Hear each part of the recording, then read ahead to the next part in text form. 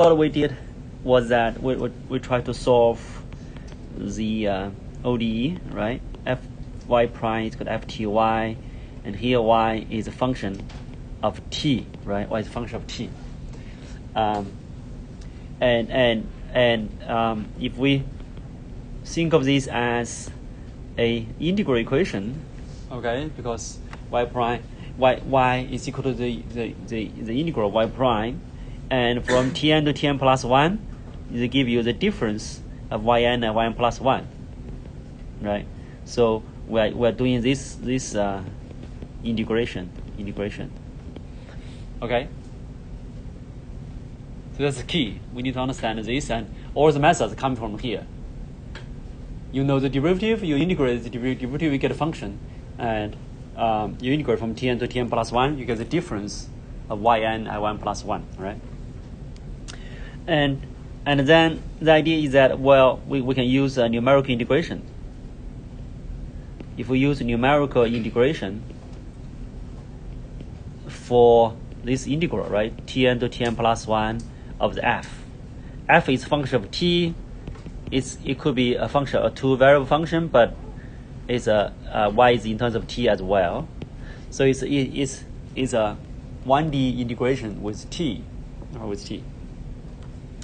So we talked about three schemes already. The first scheme was that if you use the left-hand rule, right? So here you have function. Here is from Tn to Tn plus 1. You are talking about function. This function is f, right? F is a function of t and y, but y is also a function of t. So f is like a function of t, okay? We are talking about integrating the function f, okay? F. Because f is equal to y prime. Integrating y prime is like integrating f, okay? Is that clear? Again, everything comes from here, right? If you understand this, all the schemes are quite easy, just different tricks we did before. So here you get fn, all right? So fn is f, the function value at Tn. So the function at Tn, right? Here you get fn plus 1. So function value at Tn plus 1, Tn plus 1, all right? And the integral is nothing but the area underneath the curve, okay? So if you use the left hand rule, the left hand rule, right? Then we get the forward Euler, right? Forward Euler, which is we're using this area to approximate the whole area, right? Whole area. I'm enlarging the Tn to Tn plus 1, so you look like it's not a good approximation, but in fact Tn is very close to Tn plus 1, right? The area we're not including is quite tiny, okay?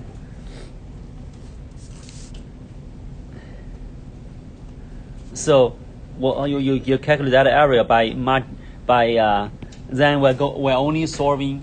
Once you do the numerical integration, we are approximating y. So we're going to use u again, right? U is approximation, y is exact. Okay, un plus 1 is equal to un plus the area of the rectangle.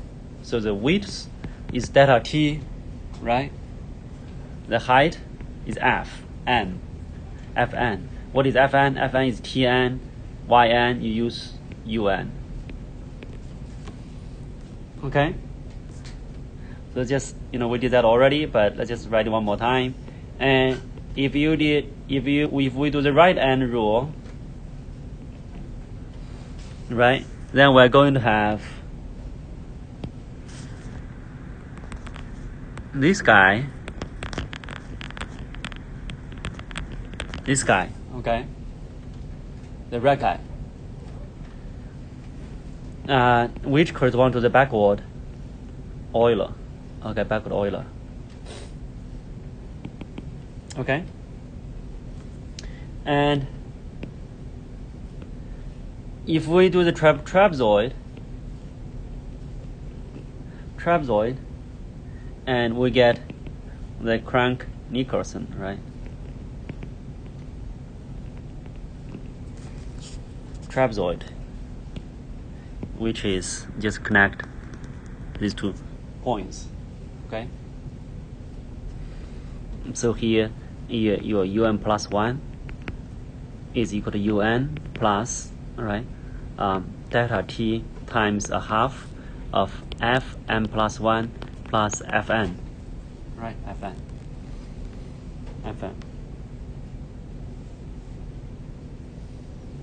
Okay, we did all this for the simple example of, for the example, if your y prime is equal to 3y, right?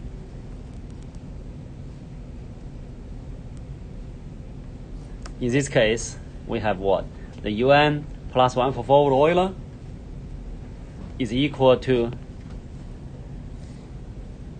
un, right, plus delta t times 3 un. So that's just 1 plus 3 delta t un, right? un. Questions?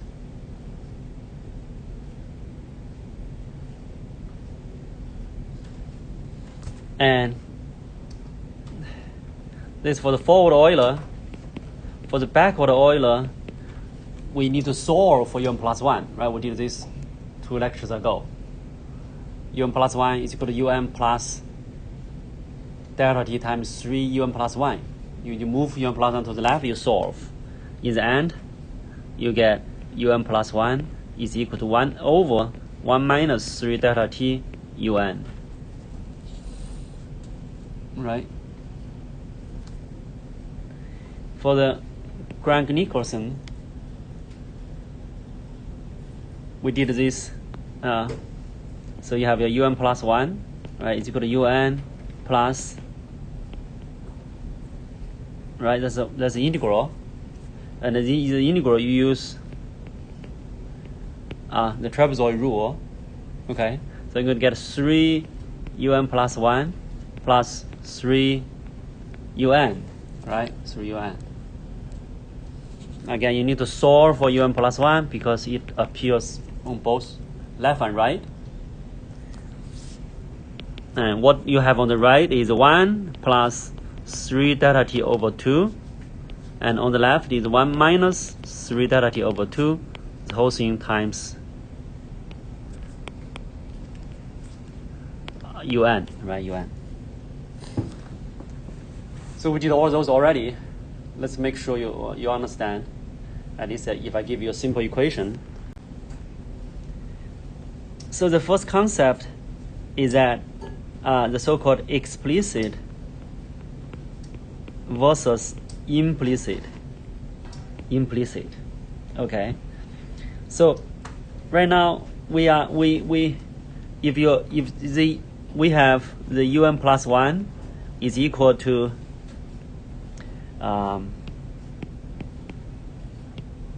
maybe let's put it this way. So un plus 1 is equal to some function. Let's call that a phi. Okay. Some function, and we're going to get some t delta t, and if we have un, right? Un, or sometimes we have un plus 1 is equal to some other function which contains un plus 1. Think about, for this one, think about the forward Euler. For this one, think about the backward Euler. Okay. For the backward Euler, you have a un plus 1 on the right hand side. Right? You need to solve. You need to solve for un plus 1. All right. And this is so-called implicit. So this is an implicit scheme. That's explicit. So in this case, we only need to evaluate versus solve. Is that clear?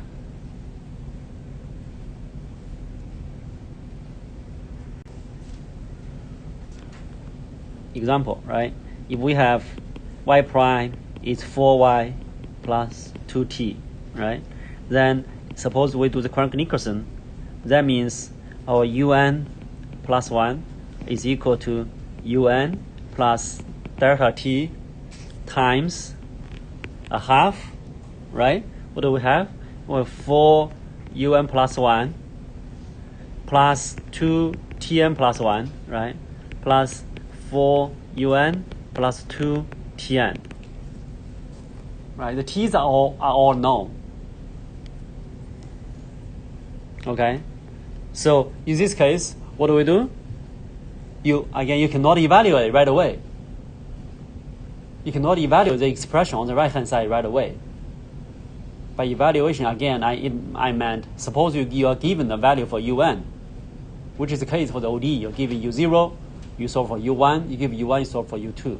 All right. Then we need to solve for un plus 1. So that's the first step. Solve for un plus 1. All right. So you have 1 un plus 1 on the left.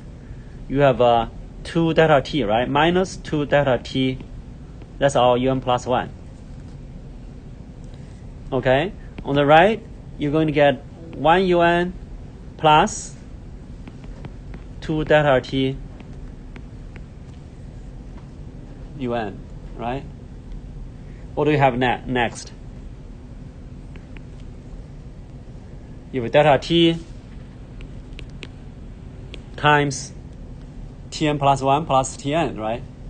2tn plus 1 plus 2tn, or divided by 2.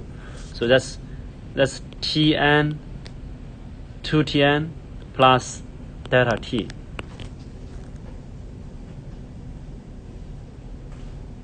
Okay? Because tn plus 1 is tn plus delta t.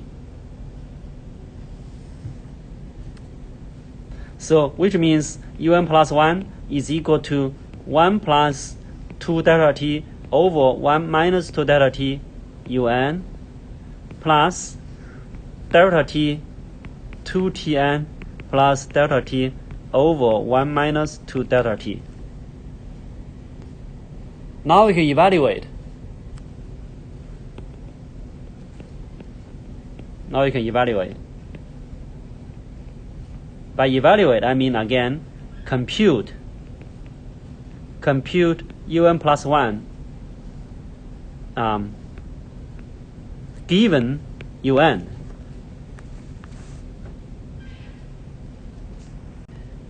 The next part of this section, right, of the ODE solver section, is that we're going to talk about the so-called local truncation error, LTE, right? LTE.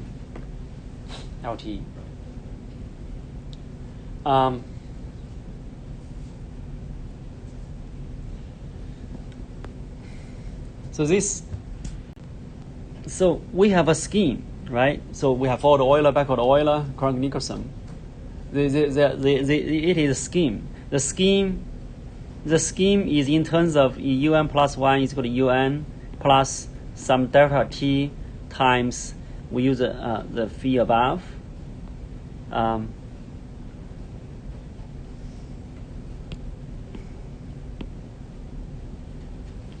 So we're going to change it slightly from what we had above.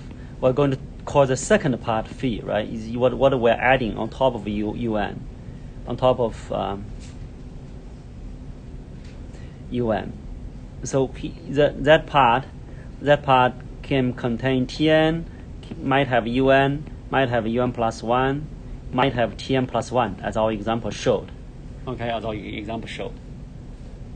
So if I'm just trying to write down a generic formula for what we had, right? For forward Euler, we have un. For backward Euler, un plus 1. For Crank-Nicholson, we have both, right? And then we're given an initial condition, un is equal to y0. I mean, u0 equals y0, right? y0. Okay. Philosophically, right? What this means is that I can rewrite this as un plus 1 minus un divided by delta t, right? is equal to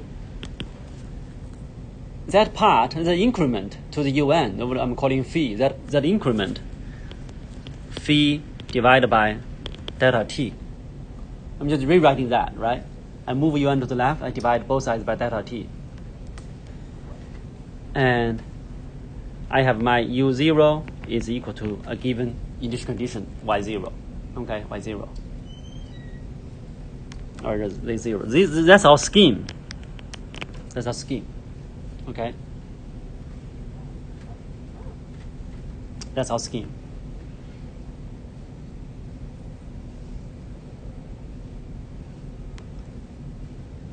Okay? Does that make sense?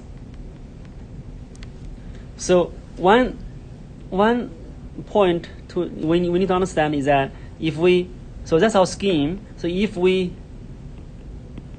plug the un, right, the approximation, the solution, into the scheme and evaluate the so-called residual, means that I plug in my value for u. I subtract the right from the left. Then what do we get? 0. Right, 0.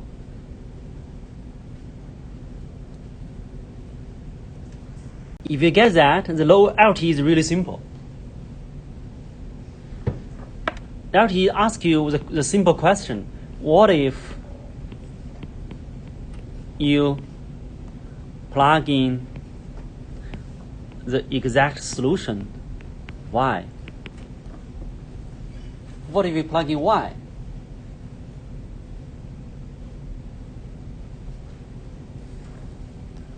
I.e., if you plug in y, right, into that, that formula, so that means what is my yn plus 1 minus yn over delta t minus my phi divided by delta t. What's that equal to? Okay, what's that equal to? Yeah, that's some kind of error, which we call it the local truncation error. That's error, exactly. That's the exact definition of local truncation error. I leave the 2x2 table, which is the following. Let's see. So you have your equation y prime is equal to f t y. On the other hand, you have some kind of scheme, as we did, right? un. So you have some kind of scheme. Different book or different people might write the scheme differently, right? So my fee might be different from the fee in the book, but assuming the fee is an increment to the un. Okay, so the scheme is written as un plus 1 minus un over delta t is equal to some kind of some phi, right? Some phi divided by delta t.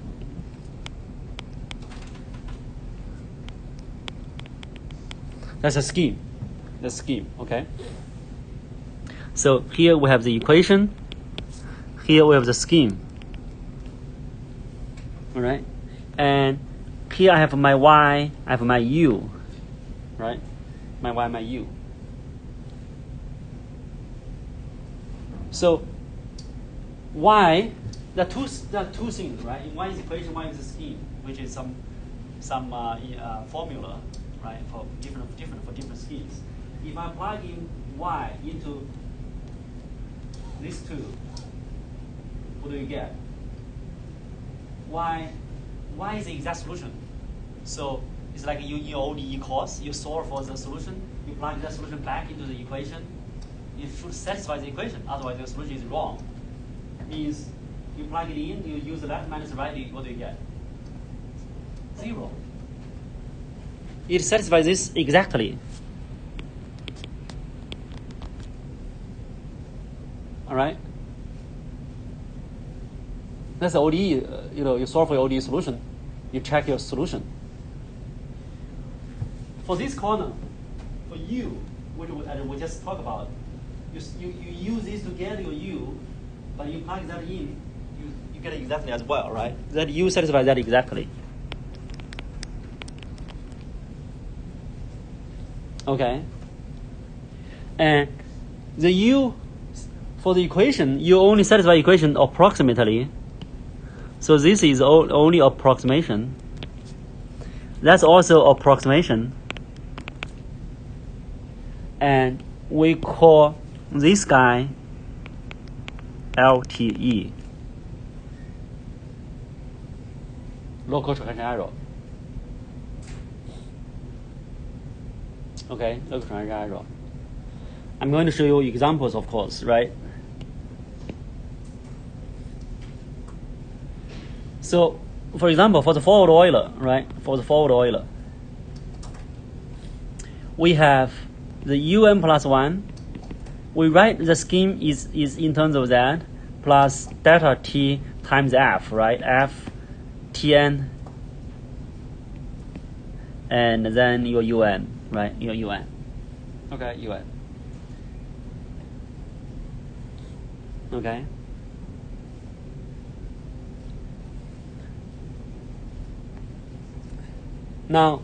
Now this should be rewritten. First of all, is you rewrite this in terms of the in the similar form as a equation. So I go back to the equation form, right? Go back to the equation form, and then you plug in your y, which is you check. You plug in you get 0, but what if you plug in y? Okay, so the local truncation error. Here I'm going to use a little notation, tau n. This is equal to, I plug in my y, yn plus 1 minus yn over delta t minus your f of tn yn. Okay, f tn yn.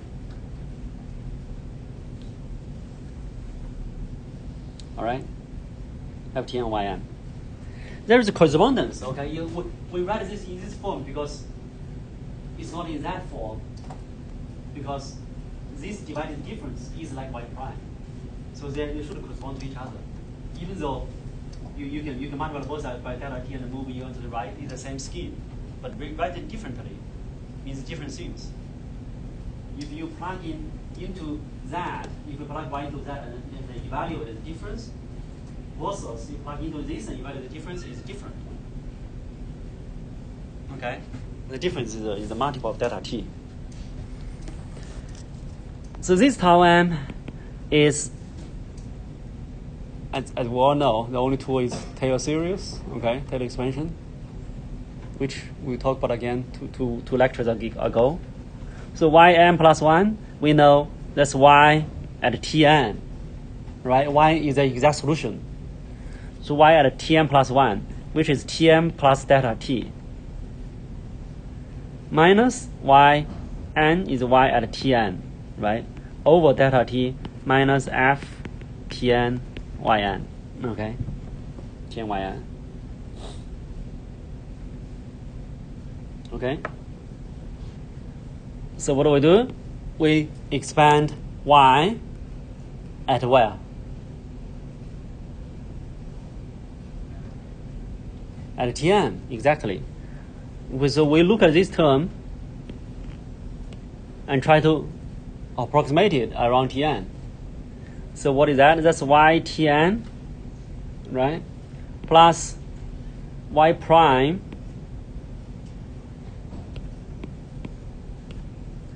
plus y prime tn times delta t, that's the x minus a part, right? Plus 1/2 y double prime at tn times delta t squared, right? Plus whatever remains is delta t cubed order, right? this minus y at Tn divided by delta t minus f Tn yn, right?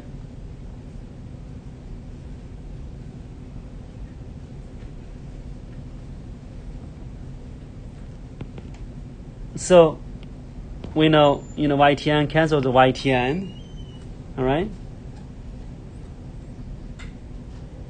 And what we have left is that we have the y prime Tn times delta t cancel the delta t below, plus 1/2 y double prime Tn times delta t squared cancel with delta t below. You get 1 delta t left.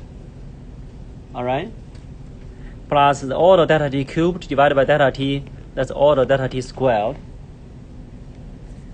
Minus f Tn yn.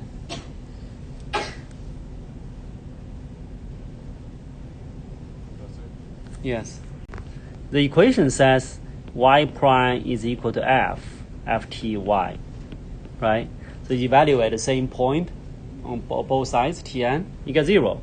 So this means that it's 1/2 y double prime at Tn times delta t plus some order delta t squared. Okay. So that's the local truncation error. The whole thing, we know the local truncation error tau n for the forward Euler is roughly 1/2 y double prime delta t times delta t. I mean y double prime at Tn, right? So in number one, that's not 0.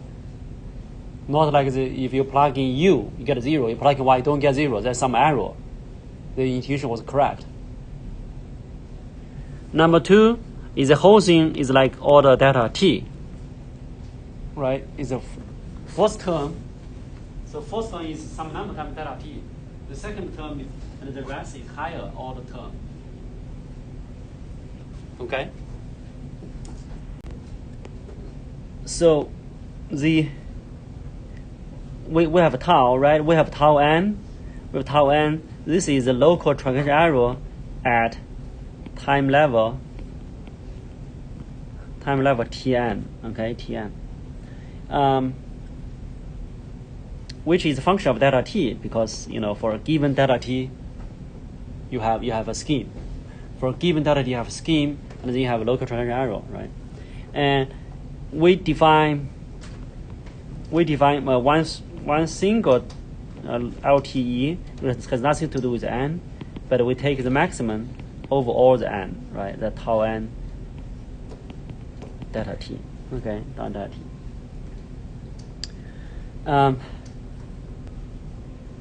There's a few more concepts. One is so-called consistency.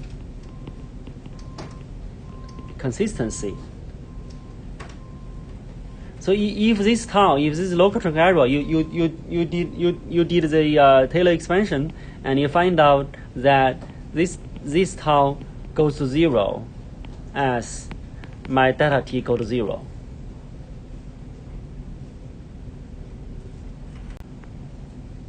So we're saying for the divided difference, right? Or just take any. I have this fixed point. I fix here, right? I take my delta t, which is Tm plus 1, right?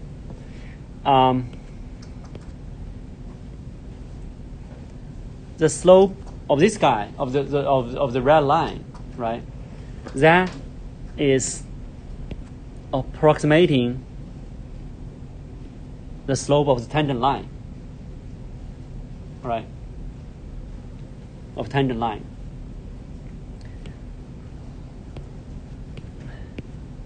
So when Tn plus 1 slides to Tn, when the 2 points are close enough, are converging to each other, right?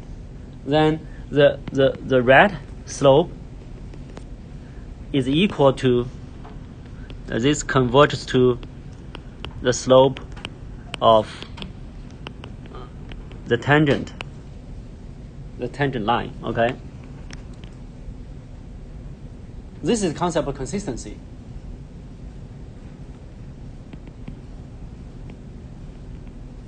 Consistent approximation.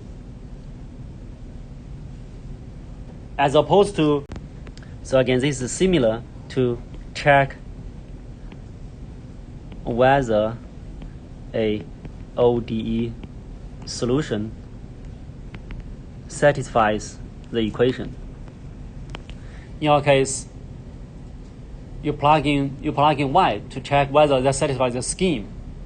You don't get exactly 0, but you get something really small. It will be 0 if your delta t is 0, right? And the next concept is so-called convergence order. Right? Convergence order.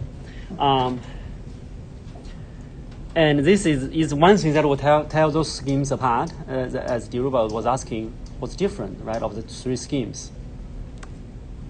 So the tau delta t, if this is like some order delta t to the pth power, right, then the scheme is said to have pth order convergence.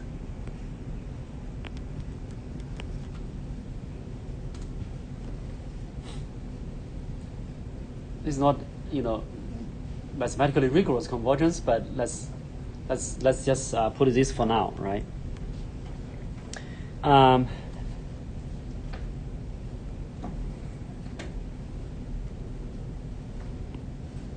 So let me write it down here anyway. So we actually need stability, but we haven't really introduced that, right? We need stability, which is something we'll talk about later, right?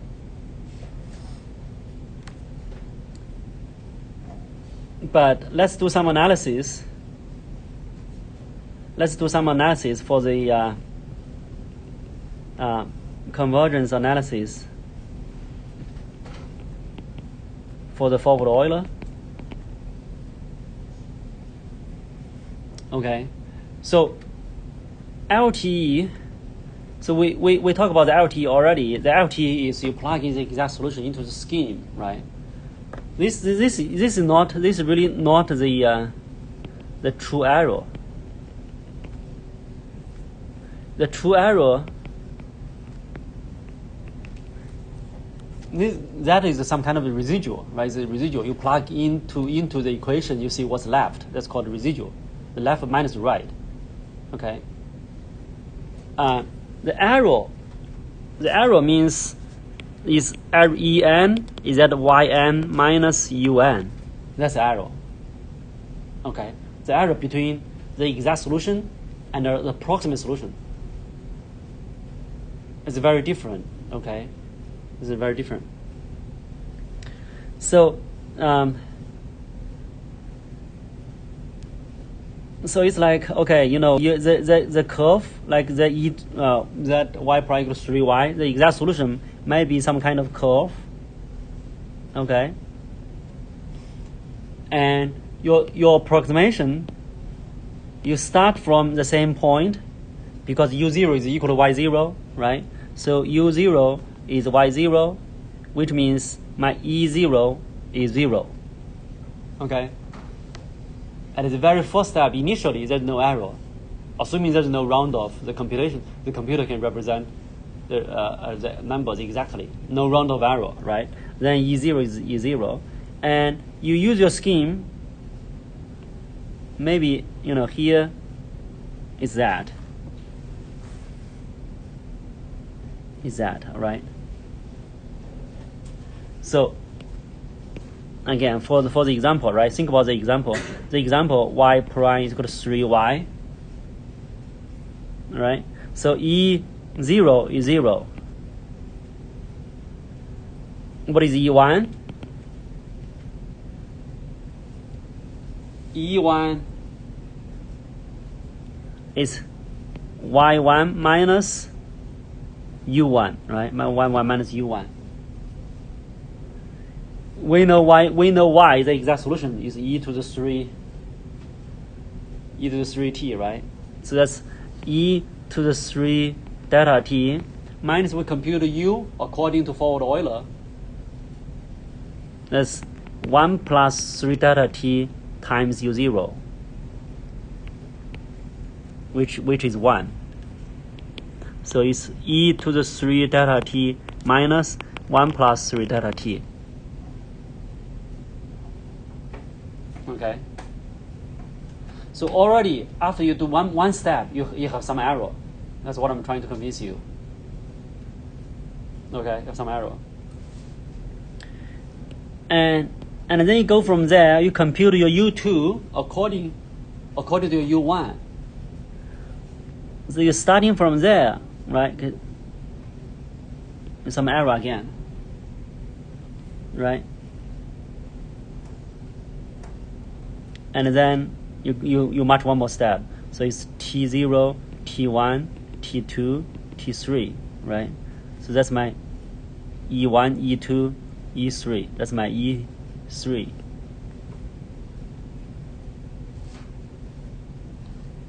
Okay? E3.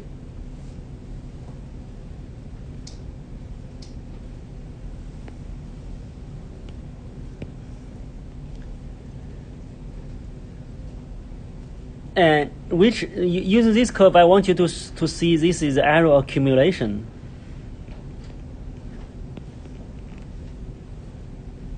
This error accumulation, which is the error you're making at T1 is accumulated. That's retained. So the error you're making at T1, this little error, is actually transferred to T2, because you get your U2 from U1, not from Y1. Right? I.e., U2 is computed from U1, not Y1. Even if you start from Y1, you still have error, right? That was our first step. We start from the exact guy, you get some error.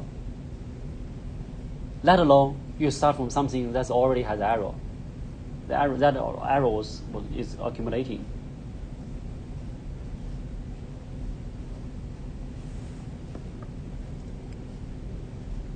So that's a very important observation. What we do is that we're trying to utilize that and to some analysis to show how this error accumulates, right? So we have, if I enlarge that picture, so what we have is the following.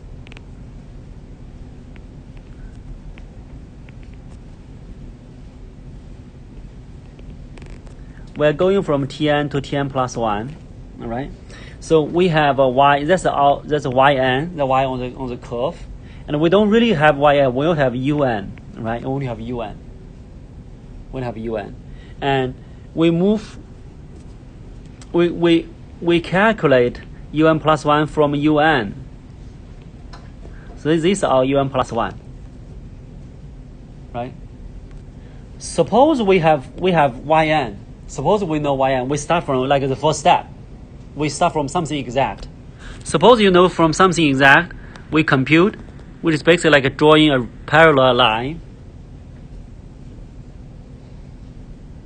All right? For the forward Euler, remember, it's if we denote that by un plus 1 star, of course we had that yn plus 1, which is already on the exact curve. That's our yn plus 1. All right, that's our yn plus 1. That's the accumulation. This carries over. The error at y at Tn carries over to Tn plus 1. Of course, this includes the error at Tn minus 1, Tn minus 2, and so forth. Right? So mathematically, try to figure out what happens if it accumulates all the way to the final time. Which is a true error that we care. So this en plus 1, this is y m plus 1 minus un plus 1. But this can be written as yn plus 1 minus un plus 1 star, right? That's plus un plus 1 star minus un plus 1. Okay, un plus 1.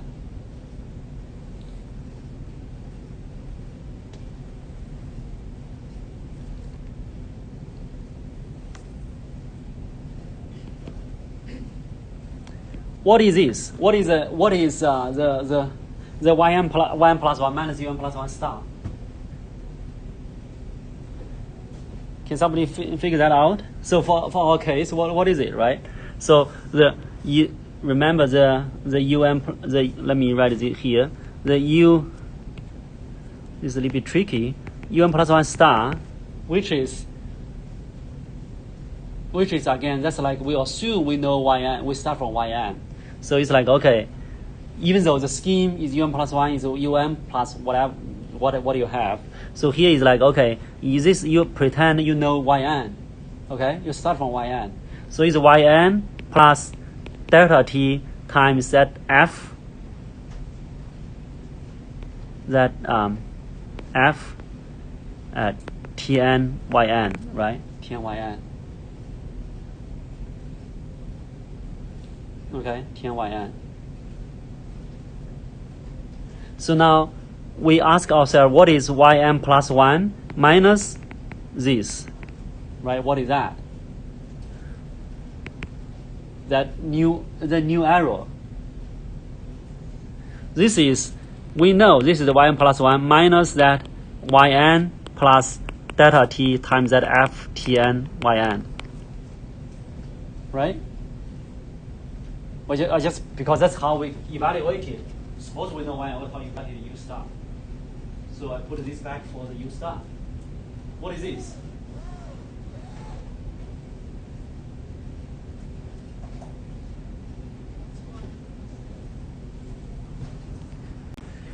So yeah, this is nothing but delta t times that local truncation error tau at n, right?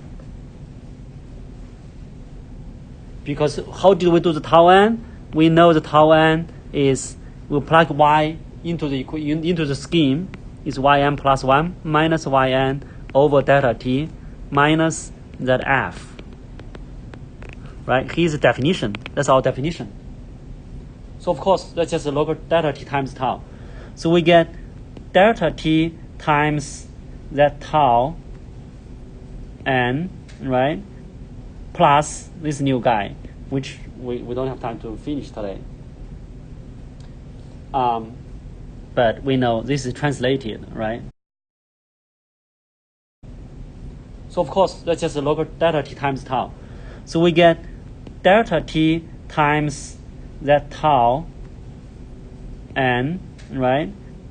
Plus this new guy, which we don't have time to finish today. But we know this is translated, right? So we continue here. The first term is a new error that we're making. Even if you start from something accurate, you still have a new error at this step, right? So that's this guy. That's the delta t times tau n, plus the second one, which is error from the previous step, is accumulated, right? It's accumulated. It's transferred.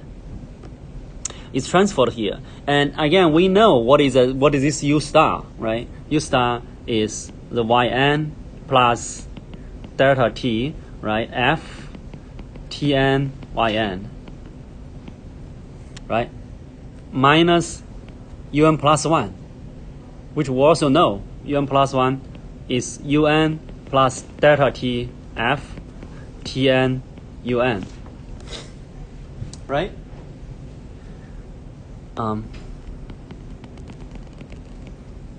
Okay, I'm plugging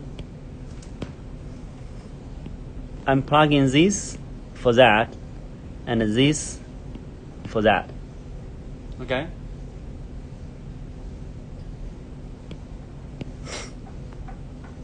so we know this is a delta t times tau, all right? And if you look at, if I recombine terms, I'm going to put yn and un together, minus yn minus un. The rest is I'm going to put a factor out of delta t. All right. So I'm going to have f at Tn yn minus f at Tn un. All right.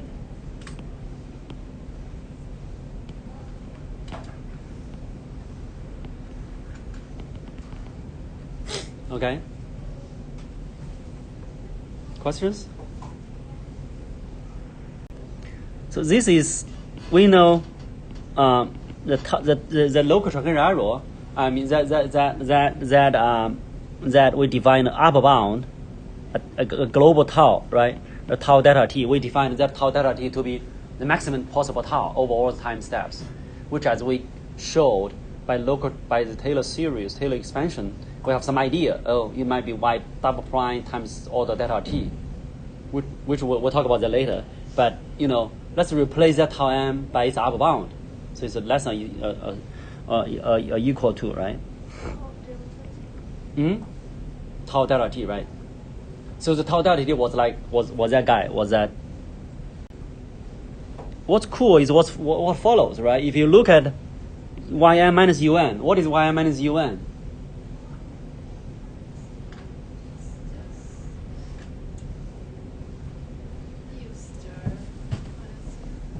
Yn minus un is this guy.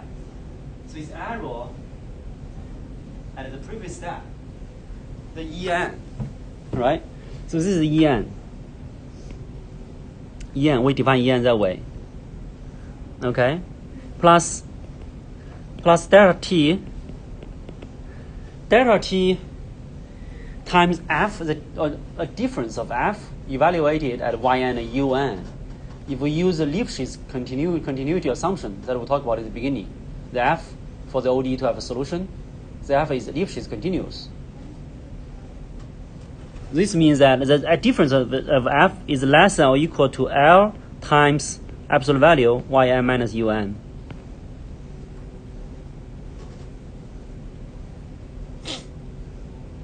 Okay, that's the Lipschitz continuity. Again, this is the Lipschitz.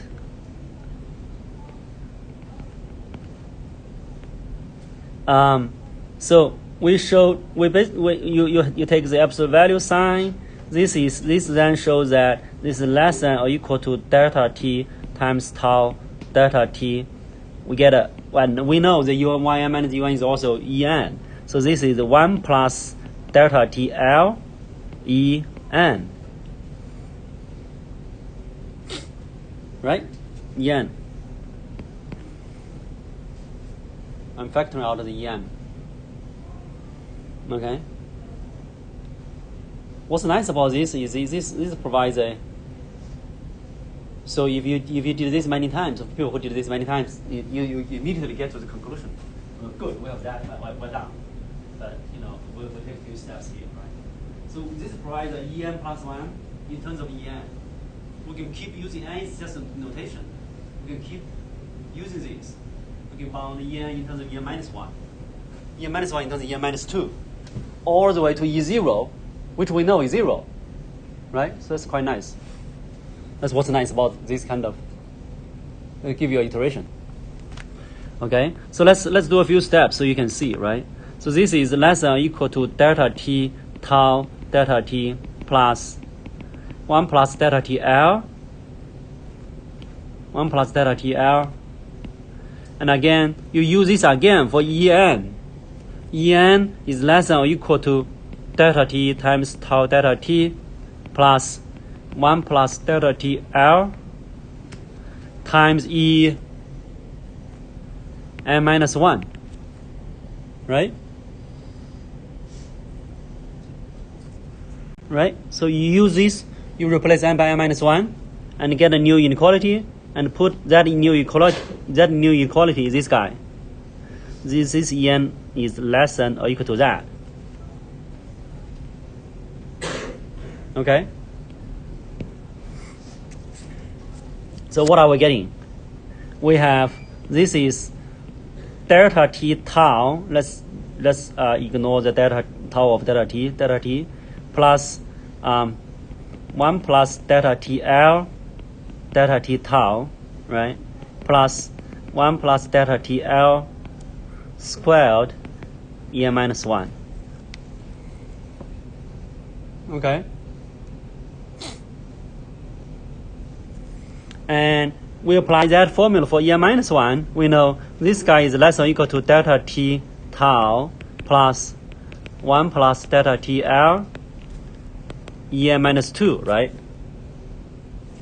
So you put them together, you get that this is less than or equal to delta t tau plus 1 plus delta t L, delta t tau plus 1 plus delta t L squared, delta t tau plus 1 plus delta t L cubed En minus 2.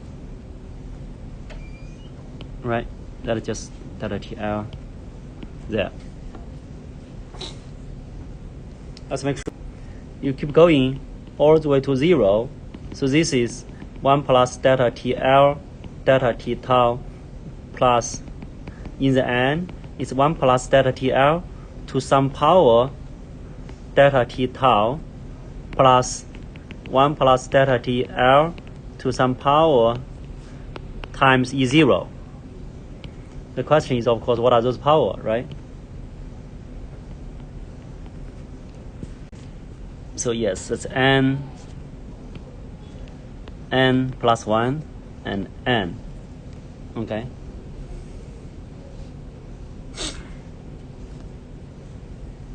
All right. E0 is 0. Okay. So we know E0 is E0, which means this guy, that's 0, right? That's 0. Okay. So what are we having? We are having, this is delta t tau.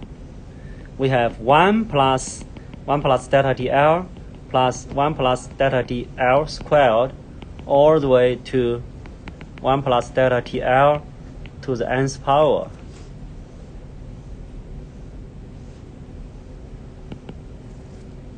Who can add that up?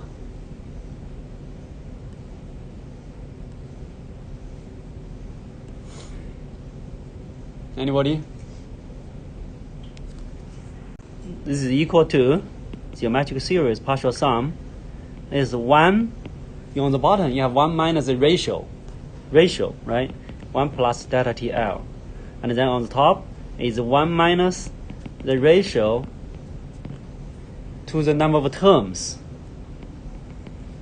Don't try to remember it's n plus 1, n minus 1. Simply, this guy, this is 1 minus ratio, 1 minus ratio to the number of terms. How many terms? It's n plus 1, because we start from 1. 1 is 1 plus delta TL to 0. 0 to n. Again, that's the best possible formula for the geometric series. To add them up. Okay, so now we can simplify. The 1 cancel, and then you cancel delta t, and then you change the sign. So you're going to get L, and then we have the 1 plus delta t L to the n plus 1 minus 1 times tau. This tau is a global local Truncation error, the largest local Truncation error, right?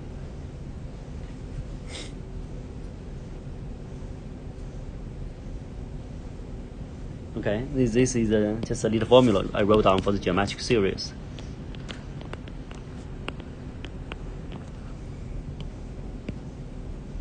Okay, so we start from En. So this basically says En plus 1. We have this. Okay, all of this.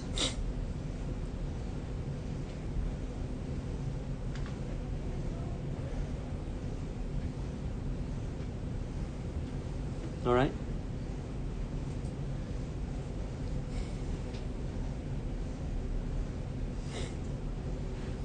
Recall again, as we did at some point, the delta t is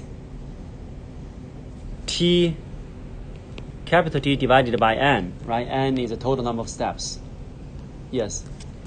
So if you apply the result that we just get to the final step, okay, to the final step.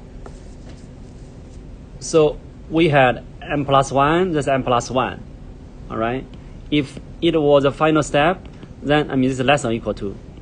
Less than or equal to 1 plus, what's the delta t? Delta t is t over n, so we get L, TL over n to the n minus 1 over L, right?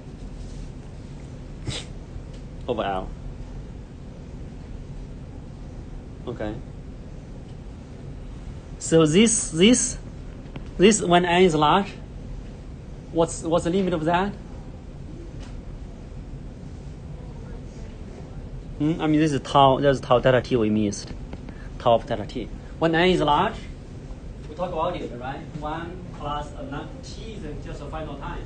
L is Lipschitz constant. So those are constant. Some constant divided by n to the nth power. Again, that's not 1. That's not 1. What's that equal to? E to the TL, exactly. E to the TL. So this guy looks like E to the TL minus 1 divided by L times tau delta t.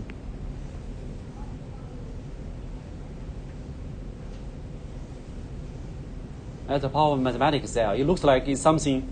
You you have no idea how large that guy is, but that is actually some finite number.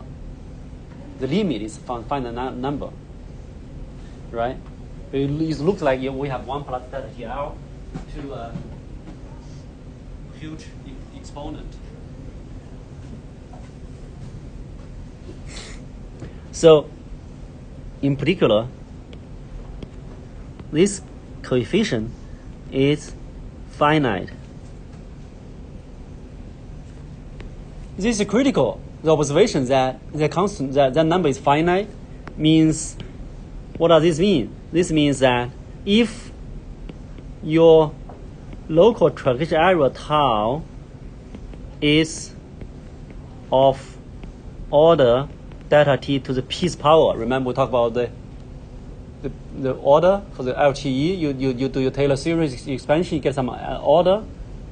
We did the forward Euler, you get 1, but other schemes you just mimic, you may get 2 or 3 or 4 later. If this is order delta p, then the true error, right? The true error yn minus un is of order delta to the p as well. All right, as well. So the LTE does help, does say something. Another observation is that there might exist a exponential growth of the error, because e to the TL, right? Exponential growth with respect to time, with respect to time. So next we'll talk about stability. So there are multiple kinds of stability, but in this course, I'm not going to go into the details. Here I just talk about what actually aka absolute stability.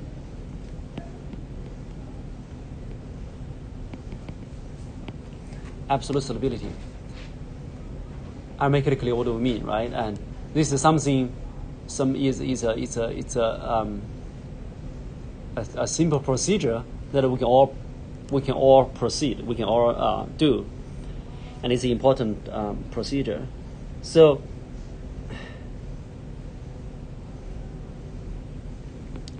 the definition of this is that apply the scheme right? Says forward Euler, backward Euler, the trapezoidal case, to the equation y prime is equal to lambda y, and y0 is equal to y sub 0, some initial condition. Okay. With lambda being possibly complex. So in 362, we'll provide some background for this. Why are we considering this? Essentially, for those who have some background in a slightly more advanced linear algebra, this is coming from eigenvalue of a matrix. So the eigenvalue of a matrix might be complex. Okay, might be complex. In our case, for the stability, we're talking about you apply the scheme to this special equation, which is simple. It's just a scalar times y, like lambda y prime equals 3y, right? Lambda y here. With let's say a fixed delta t, right?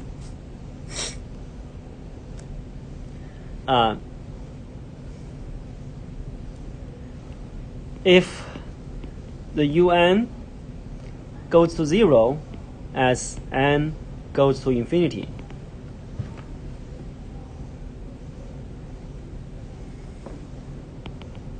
then the scheme is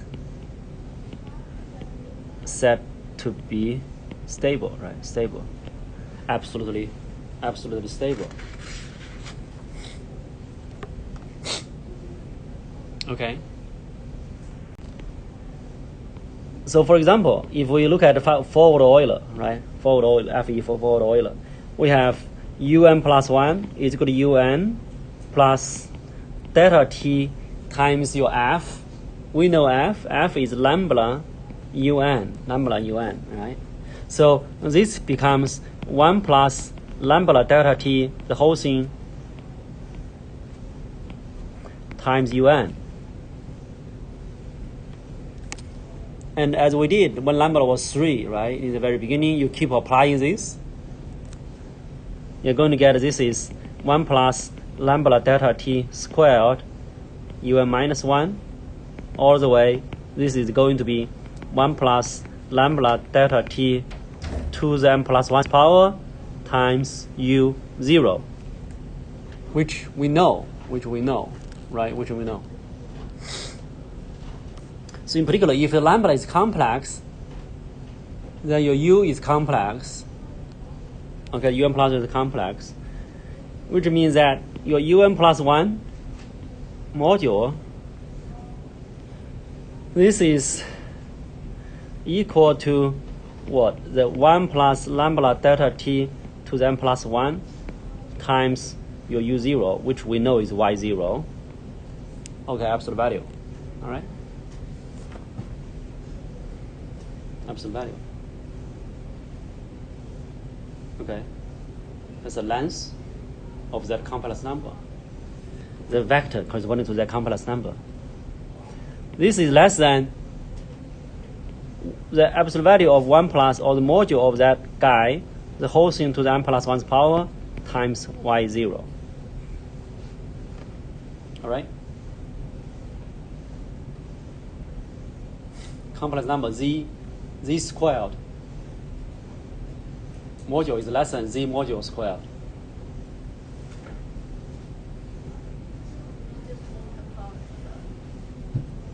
Outside of the length. Yeah. So which is what? Which is your AB module? Is this less than or equal to A times B? Okay. The length. How do we multiply complex? Yeah. So you have Z1 here. You have Z2 there. right? And the question is, what is Z1 minus Z2 module? And again, Z1 corresponds to the vector, okay? Z2 corresponds to Z vector.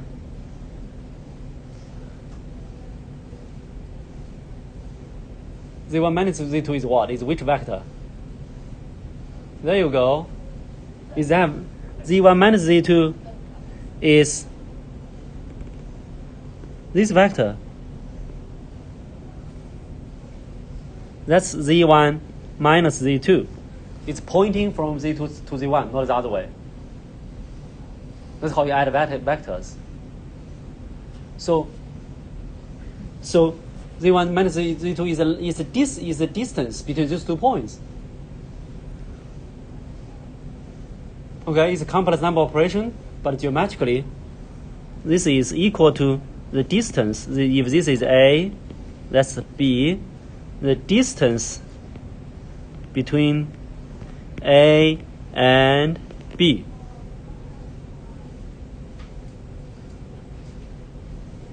So if you told me, like, with the moment I draw that, in our case, so if we want, this is in terms of UN plus 1, right? If we want this to go to 0, look at that. That's 1 plus delta T L, right? That's 1 plus lambda delta T. That's fixed. Delta T is fixed. Lambda is given. This fixed guy to n plus 1's power, n equal to larger and larger to infinity. That's not 1 plus 1 over n case. So this might actually blow up. Keep raising the large exponent. This go to 0 when what?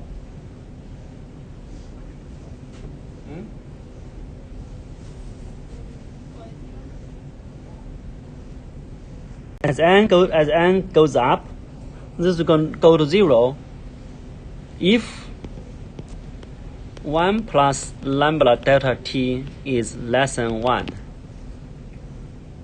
If it's less than 1, then it goes to 0. If it's equal to 1, of course, it stays at 1.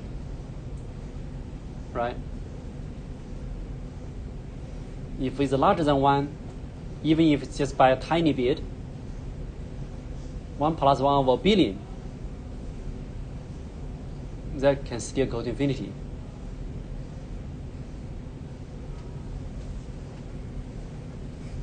Now the next step is that how can we visualize that?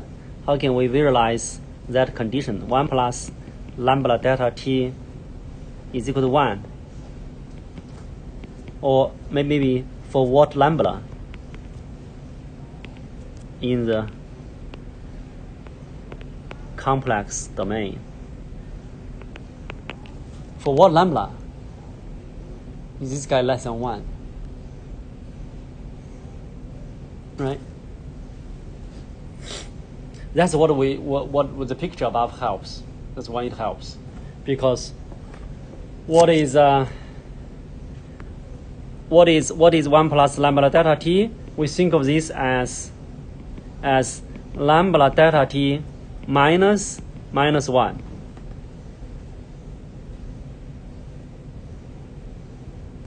So you'll be like, okay, that's so silly. Why are you doing that, right? Minus.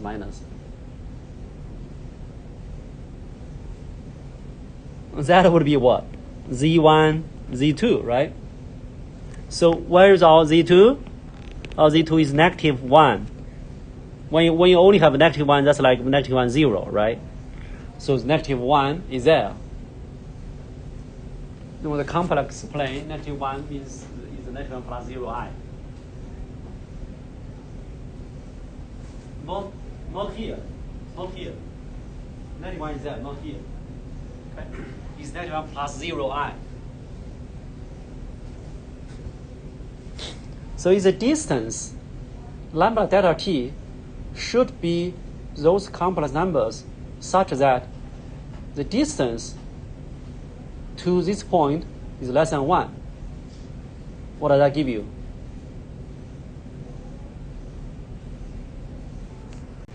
So yes, that's just a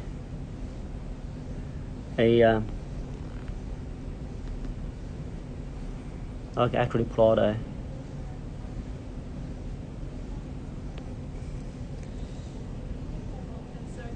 What's that?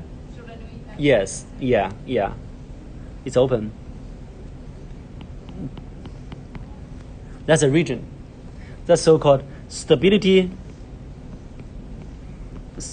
region for forward Euler, right? So we're saying lambda delta t should stay inside. So lambda delta t. Okay, lambda delta t.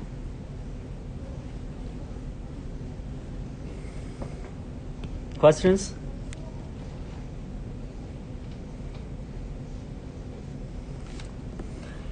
On the other hand, if you look at the backward Euler, okay, you're going to get a un plus 1 is equal to un plus delta t times the f.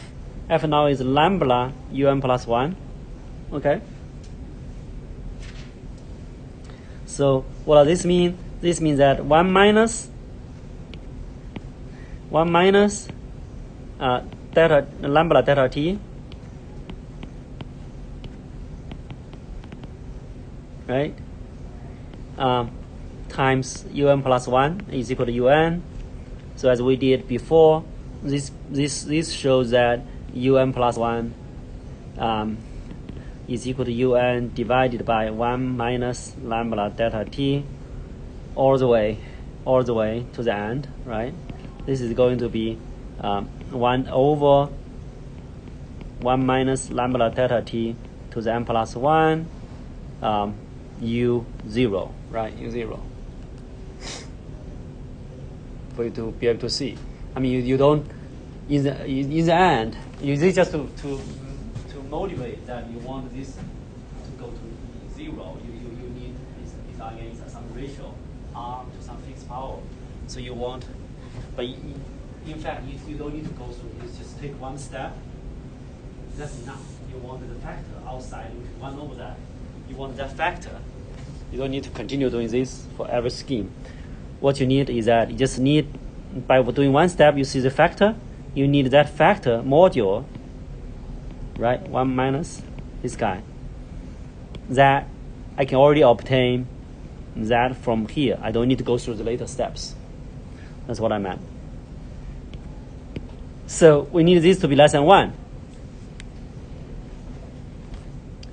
Which means 1 minus lambda delta t is what?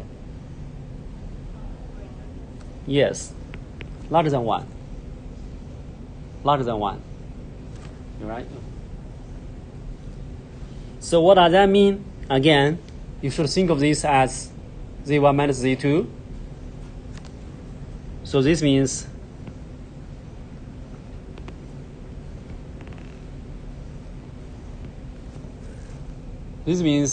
the distance, so that's lambda delta t minus 1, right? So lambda delta t minus 1.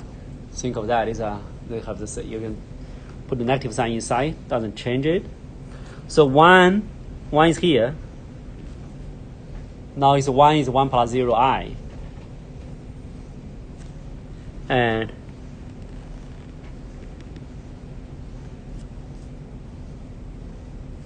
all right, perfect. So again, I mean, we didn't go through the stability region for backward Euler, right? For backward Euler. As you can tell, this is much larger than forward Euler. And moreover, if lambda is positive, okay, if lambda is positive, let's see. Yeah, no, if lambda is negative, right? If lambda is negative, then this is always satisfied because you will never be there. This is so-called unconditionally stable. All right, but that's not the case. For a set of problem, lambda is always negative. So here there's actually a constraint for forward Euler. But for factorial, there's no constraint. You can take delta t for given lambda, right? For given negative lambda. For here, you need your delta t to be small enough. Say if lambda is negative 10. This is negative 1, that's negative 2, okay? So,